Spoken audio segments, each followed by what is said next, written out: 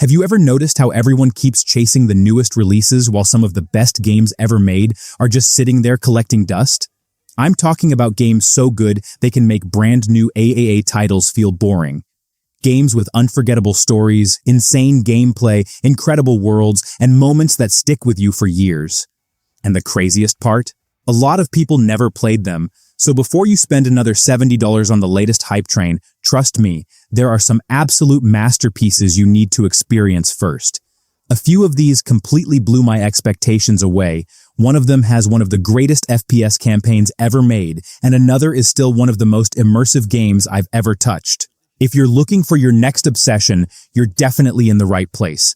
Gaming moves so fast these days. Every week there's a new trailer, a new launch, and a new game fighting for your attention. But sometimes the best experiences aren't the newest ones. They're the games that somehow slipped under the radar, got overshadowed, or simply never got the recognition they deserved. So today, we're looking at 15 forgotten masterpieces that deserve way more love than they get. Some are underrated gems, some are cult classics, and some honestly should be mentioned among the greatest games ever made. Let's get into it. Deus Ex. Human Revolution is one of those games that made me realize player choice can completely change how you experience a world. The first time I stepped into its futuristic cities, I was hooked. Every mission felt like a giant puzzle with multiple solutions. You could sneak through vents like a ghost, hack security systems, talk your way out of trouble, or walk through the front door and cause absolute chaos. What really stuck with me, though, was the atmosphere. The golden cyberpunk aesthetic, the music, the conspiracy-filled story, everything just pulled me deeper and deeper into the world. There were moments where I'd spend 20 minutes planning the perfect stealth route, only for everything to go wrong in seconds, and somehow that made the experience even better. Sure, some of the boss fights felt a little out of place, but honestly, the freedom this game gives you is something many modern RPGs still struggle to match. Once it gets its hooks into you, it's almost impossible to stop thinking about all the different ways you could have played it. And trust me, the next game on this list delivers one of the most ridiculously fun campaigns ever created.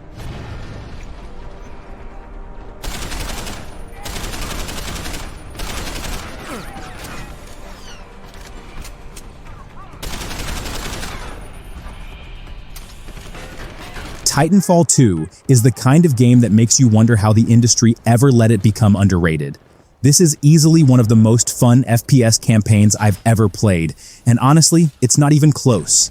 The movement alone feels incredible. Wall running across giant facilities, chaining jumps together, flying through the air at ridiculous speeds, it makes most shooters feel like you're running through wet cement. But then the game does something even crazier. Just when you think it's all about fast-paced action, it starts throwing unforgettable ideas at you. There's one mission in particular that completely blew my mind and is still one of the most creative levels I've ever seen in a video game. And then there's BT. What starts as a giant robot companion slowly turns into one of gaming's best friendships. By the end, I was way more emotionally invested than I expected to be. The campaign isn't very long, but that's actually part of why it's so good. There's almost no filler. Every mission introduces something new, every fight feels exciting, and the game never wastes your time. It's one of those rare experiences where the credits roll and your first thought is, wait, that's it? I need more. And speaking of unforgettable worlds, the next game on this list dropped me into an adventure that felt both beautiful and incredibly dangerous at the same time. Almost ready.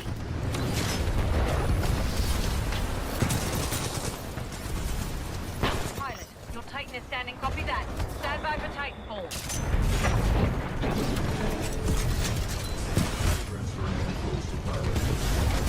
Sleeping Dogs is what happens when an open-world crime game decides to do things its own way instead of copying everyone else. I went into it expecting a decent GTA-style experience, and within a few hours, I was completely hooked. Playing as undercover cop Wei Shen creates this constant tension where you never really know which side you're supposed to be on. One minute you're helping the police, the next you're deep inside the criminal underworld trying to maintain your cover. But what really makes this game special is the combat. Instead of relying entirely on guns, you're throwing people into phone booths, smashing heads into air conditioners, and turning everyday objects into weapons. Every fight feels brutal, fast, and ridiculously satisfying. Then there's Hong Kong itself. The city feels alive with crowded streets, neon lights, food stalls, and non-stop energy around every corner. I still remember getting distracted for hours by street races, karaoke, random side activities, and all the chaos happening outside the main story. The driving isn't perfect, and a few missions show their age, but none of that stopped me from getting completely absorbed in the world. It's one of those rare games that somehow makes you feel like the star of an action movie. And the next game takes a completely different approach, throwing you into a place where even opening the wrong door can turn into a nightmare.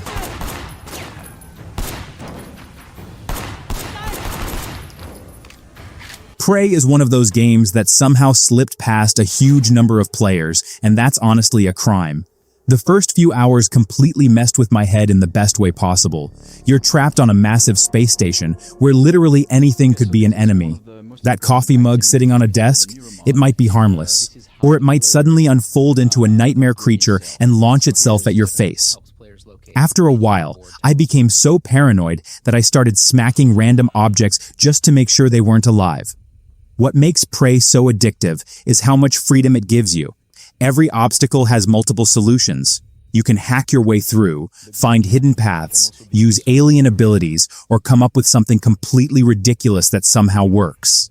The station itself feels like a real place with secrets hidden everywhere, and exploring it was constantly rewarding. I'd set out to complete one objective and end up spending an hour uncovering side stories, hidden rooms, and weird experiments that made the world feel incredibly believable. The combat can feel tough early on, and you'll probably get humbled more than once, but that's part of what makes survival feel so satisfying. The deeper I got into Prey, the more I realized this wasn't just another sci-fi shooter. It's one of the smartest and most immersive games I've ever played. And if you think that atmosphere is intense, the next game on this list takes fear and tension to a completely different level.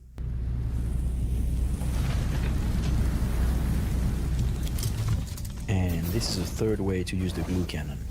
Alien. Isolation is one of the very few horror games that genuinely made me nervous to move forward. Most horror games throw monsters at you and hope for the best. This game does something much smarter. It gives you a single unstoppable alien and lets your imagination do the rest. The first time I heard that thing crawling through the vents above me, I froze. Not my character, me. What makes the experience so terrifying is that the alien doesn't feel scripted. It hunts you. It learns. It adapts. There were moments when I thought I had found the perfect hiding spot, only to watch the alien slowly walk into the room and somehow find me anyway.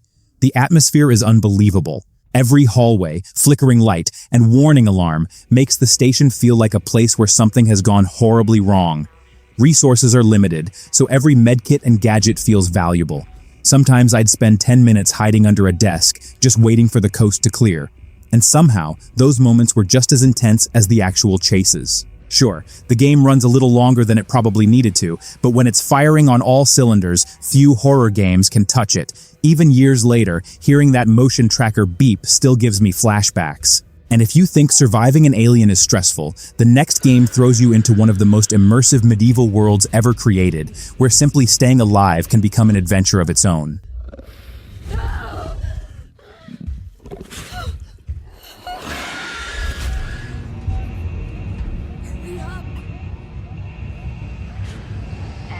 Kingdom Come. Deliverance is the closest I've ever felt to being dropped into an actual medieval world. And fair warning, this game does not care if you're the main character. When you start, you're not some legendary warrior destined to save the kingdom. You're just Henry, a regular guy who can barely swing a sword without embarrassing himself. The first time I got into a real fight, I learned that lesson the hard way. I expected to charge in like a hero and ended up getting absolutely destroyed. But that's exactly why the game is so rewarding. Every skill has to be earned. Every victory feels deserved. The world is packed with forests, villages, castles, and roads that feel incredibly authentic. I found myself getting distracted constantly, helping strangers, hunting in the wilderness, getting into trouble I wasn't prepared for, and somehow creating my own stories along the way. Even simple things like learning to read or improving your swordsmanship become meaningful achievements. The combat can be challenging and takes patience to master, but once it clicks, every duel becomes intense and satisfying. What really stayed with me was how immersive everything felt. You don't just play in this world, you live in it. Hours disappear without you even noticing. And speaking of games that completely pull you into their world, the next one takes us to the streets of Japan and delivers one of the most unforgettable protagonists I've ever played.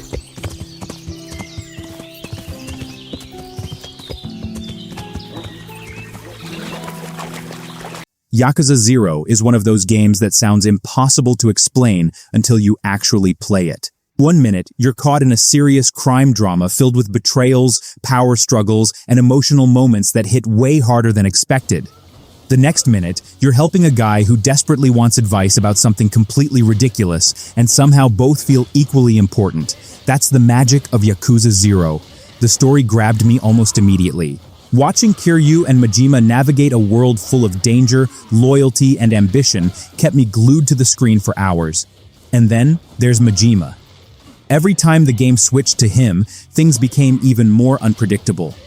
What surprised me most was how alive the world felt. The streets are packed with things to do, and I constantly got distracted. I'd tell myself I was going to focus on the main story, then suddenly I'd be managing businesses, playing arcade games, singing karaoke, or getting pulled into some of the funniest side missions I've ever seen in a video game. The combat is also ridiculously satisfying, especially when you start unlocking new fighting styles and turning random street fights into over-the-top action scenes. The pacing isn't perfect, and there's definitely a lot of dialogue, but if you give it a chance, the payoff is incredible. By the end, I felt like I had lived through an unforgettable journey with characters I genuinely cared about. And trust me, the next game proves that sometimes all you need is a car, a wasteland, and a whole lot of explosions to create something special.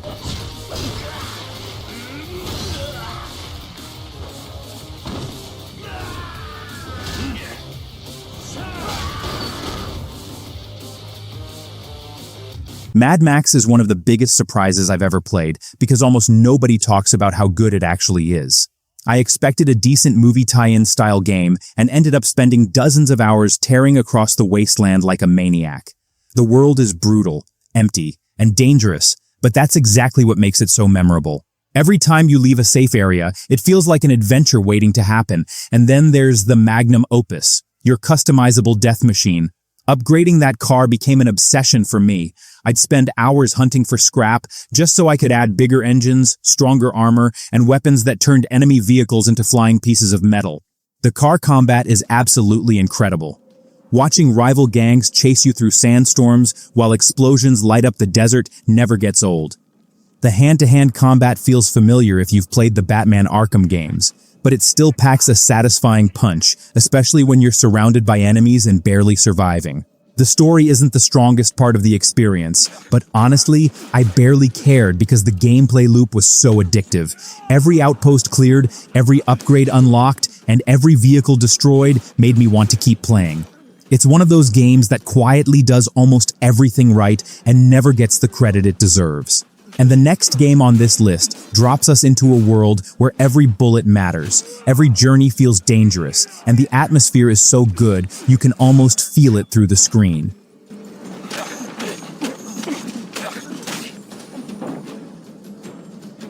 Metro Exodus is the kind of game that completely pulls you into its world without needing constant action to keep you interested. From the moment I stepped onto the surface and saw the ruined landscapes stretching into the distance, I knew this wasn't going to be a typical shooter.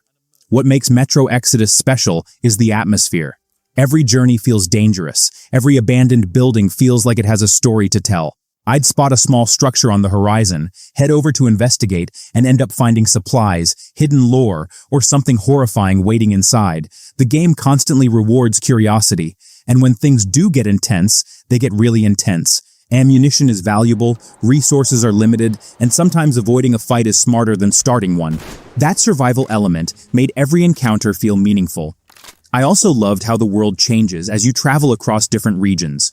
One moment you're exploring frozen wastelands, and the next you're dealing with completely new threats and environments that feel totally different. The characters and your crew slowly become like a family, which makes the quieter moments around campfires surprisingly memorable. Sure, some animations can feel a little rough, and the stealth isn't always perfect, but none of that stopped me from getting lost in the experience. There were times when I planned to play for 30 minutes and suddenly realized 3 hours had disappeared. It's one of the most immersive post-apocalyptic adventures I've ever played. And the next game proves that giving players supernatural powers might be one of the best decisions a developer can make. Dog runs away. I'll catch him and open the door for you. Hold on. The first game I've got to talk about is Dishonored 2, and honestly, this one still feels like it was way ahead of its time. You start off thinking it's just another stealth game, then it slowly pulls you into this crazy playground where every mission feels like a puzzle box that you can break in 100 different ways. The first time I used Blink to teleport onto a rooftop, look down at a whole patrol route, and just plan everything like I was some kind of assassin chess master. I was hooked. And then the game hits you with moments like the Clockwork Mansion, where the entire building is literally shifting around you while enemies are still inside it. I remember just stopping for a second thinking, how did someone even design this? What I love is it doesn't care how you play. You can go full ghost mode, never touch a single guard, or you can turn into an absolute nightmare and leave chaos behind. And both feel equally satisfying, which is rare. But I won't lie, it's not perfect. Sometimes the AI does some weird stuff and breaks the tension a bit. Still, when it works, it really works. Like those moments where you chain abilities perfectly and everything just clicks. And the best part, you can finish a whole mission, then realize there's another completely different way you could have done it, and it makes you want to replay everything immediately. Anyway, next one is going to hit a very different vibe, and it might be even more underrated.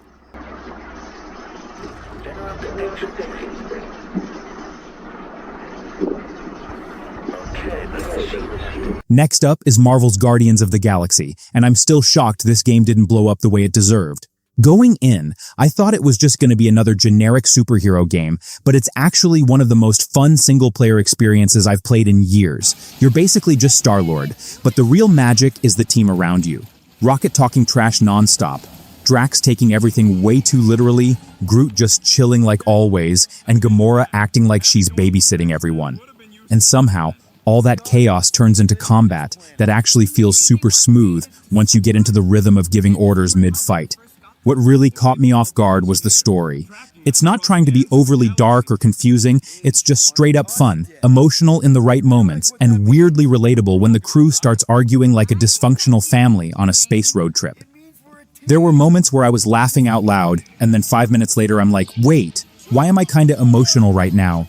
The only thing I'd say is the combat can feel a bit repetitive if you're not using your team abilities properly, but once you get the hang of it, it turns into pure chaos in the best way. And honestly, the soundtrack alone deserves its own award. There are moments where the music kicks in and you feel like you're in an 80s sci-fi movie that just refuses to be boring. Next game though, we're going into something a lot darker and way more intense.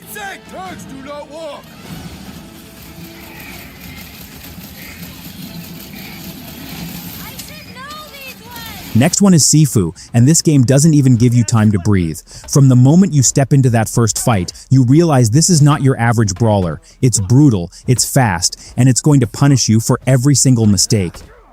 The first time I got jumped in a tight hallway and tried to mash buttons like it was a normal action game. Yeah, I got destroyed in like 10 seconds, but that's the thing. Sifu forces you to slow down and actually learn. You start reading attacks, timing dodges perfectly, and suddenly you're not just surviving fights, you're flowing through them like a martial arts movie. And the aging mechanic? That hits different. Every time you die, you come back older, stronger, but closer to the end. At first I hated it. I was like, why am I 60 years old already? But then it clicks. And it turns every run into this personal challenge. Like, I'm not losing again on this boss. There's this one moment I remember where I finally beat a boss I was stuck on for hours, but I was so aged up that I just stood there thinking, I won, but at what cost? That's rare in games. That emotional punch after a win. It's not perfect though. Some fights can feel unfair until you fully master the system and the learning curve is real, but when it clicks, nothing else feels like it. And trust me, the next game is going to take things in a completely different direction again. No freaking way! Next up is Days Gone. And I don't care what anyone says, this game deserved way more respect when it came out. It starts slow, I'm not going to lie. You're riding around on this bike that feels like it's always one bad bump away from breaking down, doing small jobs, thinking, okay, what's the big deal? Then you run into your first real horde, and everything changes. Hundreds of freakers just pouring through the trees like a living wave, and suddenly it's not a zombie game anymore, it's pure panic management. You're sprinting, running out of ammo, throwing traps, jumping fences, praying your bike is still where you left it. I remember my first big horde. I actually stopped talking for a second because I was just trying not to die in real-life panic mode. What makes it stick, though, is Deacon. He's not some perfect hero. He's tired, he's angry, and half the time he sounds like he's done with everyone's nonsense. But that actually makes the story feel more real than most zombie games try to be. And yeah, it's not flawless. The pacing drags in the beginning, and some missions feel like busy work. But once the world opens up and the hordes get bigger, it becomes one of those games you don't forget easily. There's something weirdly satisfying about clearing a horde, standing there with low ammo, low health, just silence again, like you survived something you weren't supposed to. And the next game? Yeah, this one takes us into something a lot more mysterious and psychological.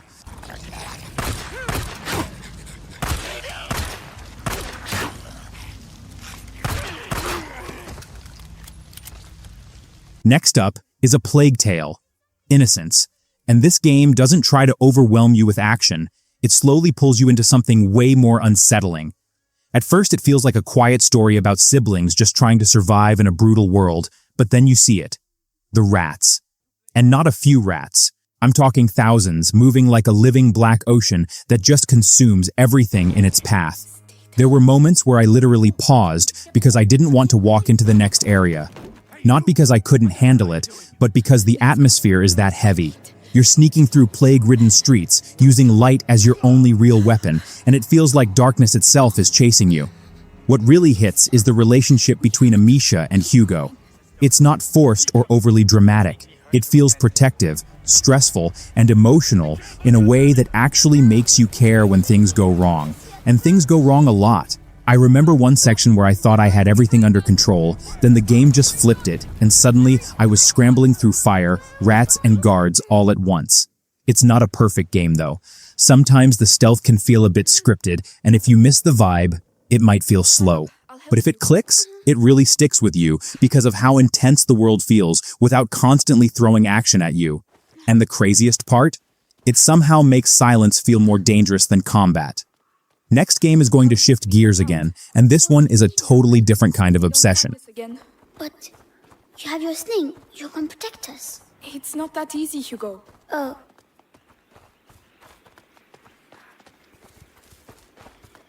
Outsiders! Next up is Spec Ops, The Line, and I'm just going to say it straight. This is not a fun game in the way most shooters are, and that's exactly why it stays with you. At first, it feels familiar. Desert setting, squad-based combat, shooting enemies like any other military game. You think you know where it's going? I thought I knew too. But the deeper you get into it, the more uncomfortable everything becomes. The tone shifts, the choices start feeling heavier, and suddenly you're not just playing a soldier, you're questioning everything you've done so far. There was a moment in this game that genuinely made me stop playing for a bit. Not because it was hard, but because it felt wrong in a way I didn't expect from a video game. It forces you to sit with what you're doing, and that's something most shooters never even attempt. The gameplay itself is fine, nothing revolutionary, but that's not the point. The point is the story, the atmosphere, and how it slowly pulls the rug out from under you when you least expect it. It's one of those rare games that makes you think back on your own decisions after you're done playing. And yeah, it's uncomfortable. But it's also unforgettable. And that brings us to the end of this list. Every game we talked about today has one thing in common. They didn't just pass the time, they left something behind. A feeling, a memory, a moment you can still picture years later. And honestly, that's what gaming is really about.